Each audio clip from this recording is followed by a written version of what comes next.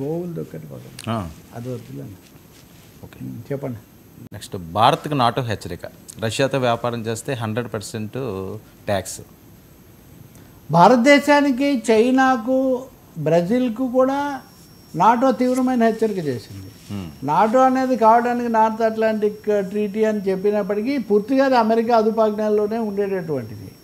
So వాళ్ళు ఎందుకు బెదిరిస్తున్నారు అంటే, మీరు రష్యాతో వ్యాపారం చేస్తున్నారు కాబట్టి ఇండియా, చైనా, బ్రెజిల్ ఈ దేశాలను మేము చాలా ఎక్కువ చర్యలు తీసుకుంటాము అని చెప్పి ఆయన జనరల్ మార్క్, ఆయన పేరు నాటో సెక్రటరీ జనరల్ మార్క్ దుబే అని ఆయన నిన్న హెచ్చరిక చేస్తున్నాడు. ఇది ఎక్కడ న్యాయం అండి? 100% పెంచుతాట. ఇప్పటికే బ్రెజిల్ మీద, చైనా మీద పెంచారు. ఇండియానేమో రకరకాల పద్ధతిలో పాకులాడుతూ ఉంది. భారతదేశానికి రష్యా చౌకగా పెట్రోల్ ఇస్తుంది, చమురిస్తుంది. దానివల్లే మనం తట్టుకోగలిగాము ఇవన్నీ వస్తున్నా. అటువంటిప్పుడు రష్యా దగ్గర మనం తెచ్చుకోవడానికి వాళ్ళెవరు అసలు? మనం ఏ దేశంతో స్నేహం చేయాలి, ఏ దేశంతో దూరంగా ఉండాలనేది నాటో కానీ రష్యా అమెరికా కానీ నిర్దేశిస్తాయా? దీని మీద మనకేం స్పందన ఉండదండి. గతంలో మనం చాలాసార్లు అనుకున్నట్టుగా బ్రెజిల్ స్పందిస్తుంది, చైనా స్పందిస్తుంది, కెనడా స్పందిస్తుంది.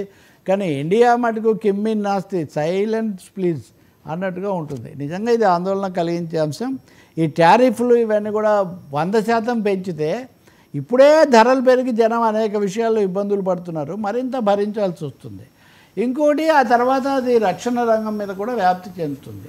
ఈ మధ్యకాలంలోనే భారతదేశం అమెరికాతో రక్షణ ఒప్పందం కుదుర్చుకుంటాము, ఇప్పటికే ఉంది, మరో 10 ఏళ్ళు పొడిగించుకుంటామని రక్షణ మంత్రి రాజ్నాథ్ సింగ్ సూచన చేశారు.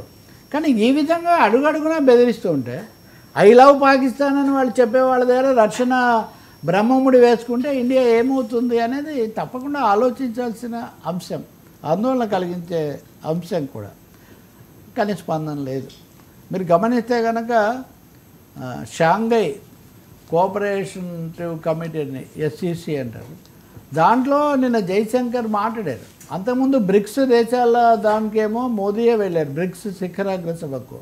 బ్రిక్స్ బలంగా తీర్మానం చేసింది గాజా యుద్ధాన్ని, తర్వాత అమెరికా వైఖరిని, వీటన్నిటిని ఖండిస్తూ. మోదీ గారు ఒక్క మాట కూడా మాట్లాడారు.